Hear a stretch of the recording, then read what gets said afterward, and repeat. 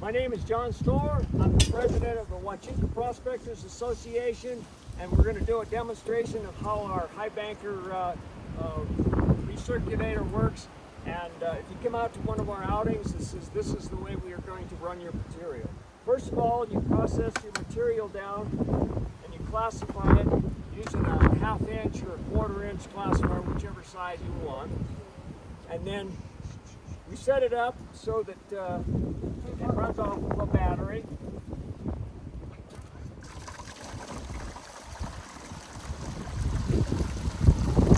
I think we've got it set up at the right angle.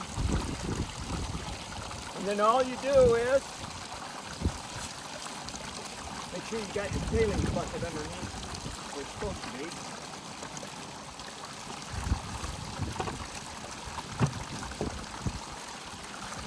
Now the best way to do it is to keep the material in here at the top of the sluice box. And do it kind of gradual like. That way it's got a chance to separate going down through the ripple.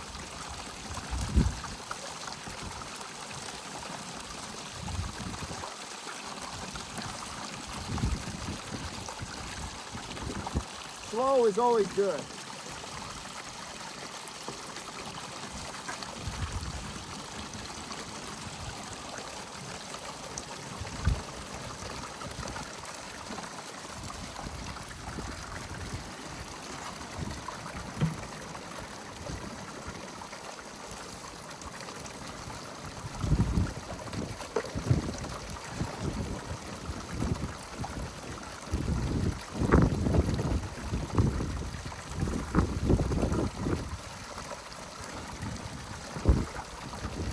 Good thing to have a lot of turbulence up at the top end so that it breaks up any chunks before they wash down through the sluice box.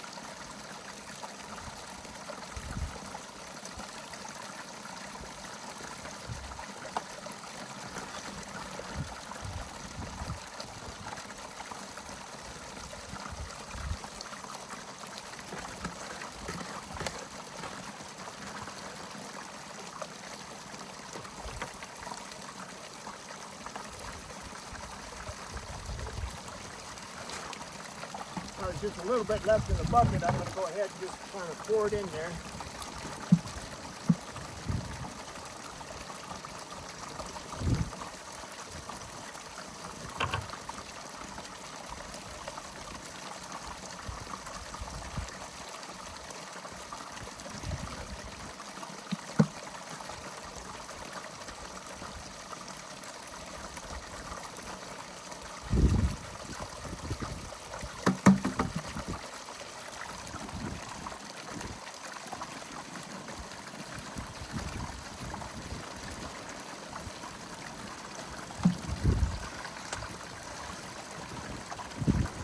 The bucket's empty.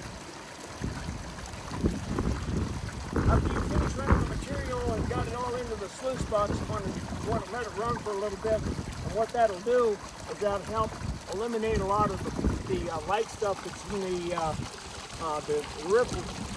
And then we can shut it down and see what we look like here. Yeah, if you look in there, it says you can see where the material, the only material is underneath the edges of the ripples. That means that it's washed out all of the light stuff that it's going to do. Now we're going to do a cleanup. And first I'll skim this stuff off.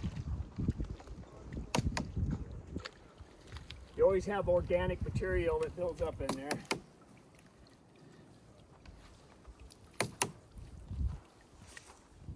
And then we'll empty the tailing bucket. The tailing bucket is what the stuff that's not of any value. Hopefully all of the gold is in the sluice box.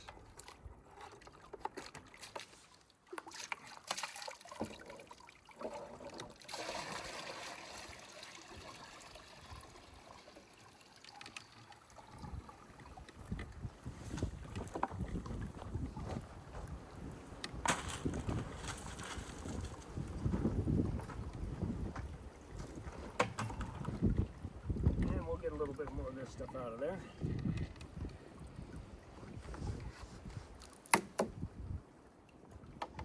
Now, with a clean bucket,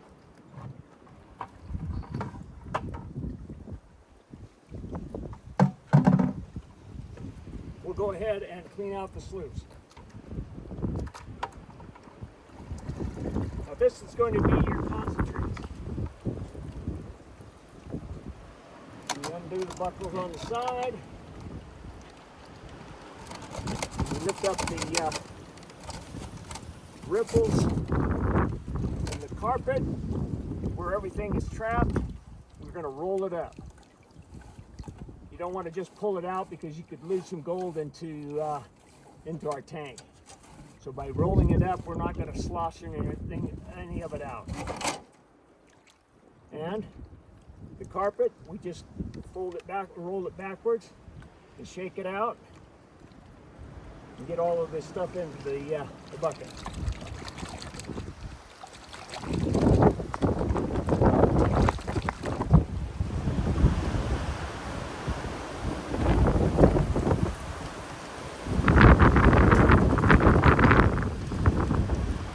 Now we want to clean out the sluice box a little better, so we go ahead and turn it back on.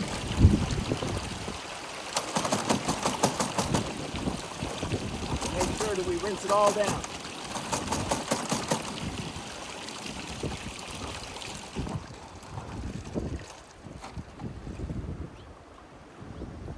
All right, and the last thing we'll do is put the carpet back underneath there, and it's all cleaned out, ready for the next use.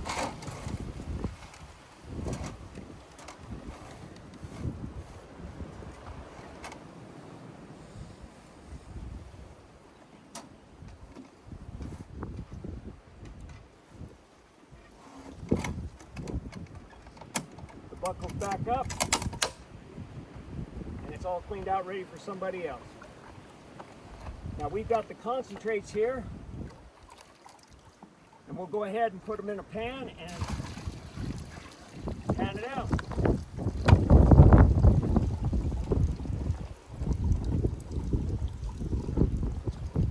Pour the water back in, except for the last little bit.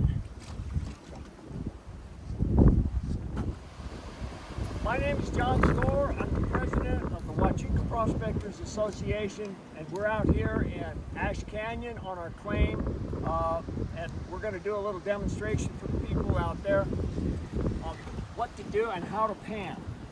First of all, you classify your material down. I got two classifiers here. One's a 1/2 inch, and the other one is an 1/8 inch. There's also a 1/4 inch that you can get. The 1/2 inch is the one we use most time because that works best with our multi-band. Now the material I've got in the pan is thoroughly wet, and what you want to do first is you want to make sure that you classify it and stratify it. The stratification goes to hold your pan flat, and you slosh around enough as it liquefies everything. That brings the heavy stuff to the bottom, and then you can wash off the light stuff, like so. You do that a couple of times, and then you re-stratify it. You keep re-stratifying after a couple of washes to wash the light stuff off. That keeps the black sand on the bottom.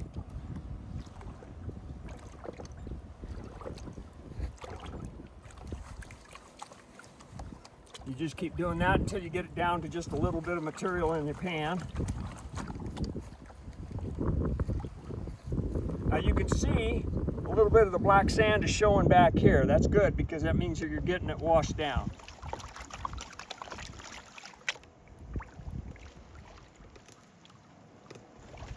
And then you just stop and re-stratify and keep going.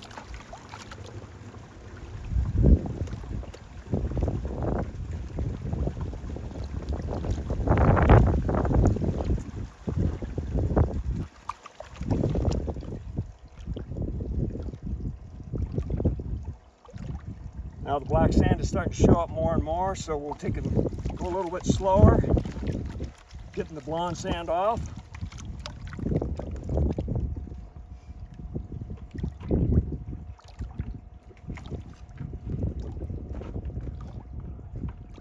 And the black sand is showing up. There's not much blonde sand left in there, but we'll just do it a couple more times here.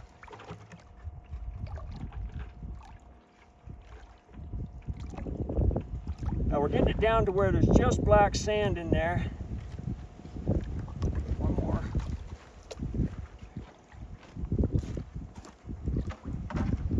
Now you can see that mostly black sand back here. There's not much of anything else there, so that we'll do an inspection to see if there's anything in the black sand.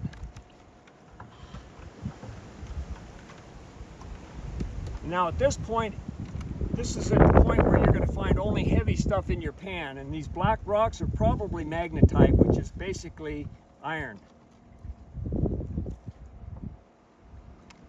And you see how much black sand we had. If there's any gold in it, it would be right up here along this top edge. Now that's how you that's how you pan, and there's different techniques for panning. You can do it there. There is no right way to pan. This is just one way to do it. The old timers that didn't have the traps, they did something like this. And it works the same too. You keep it down in there, and you can see the blonde sand is working its way out. Only the black sand remains. Now I've got 10-inch pans, they're usually finished pans, and then I've got a speed pan that my son used, and he used this in competition, and he took first place in his age group. So that's about all there is to panning. I wish you a lot of luck. If you want to practice at home, make sure you get a pan, and if you put pieces of lead in it, like buckshot, and you flatten it a little bit so they don't roll around, put it in your sand, and then see if you can pan it down and save them. And that's the easiest way to practice that. And that's all I've got for this episode.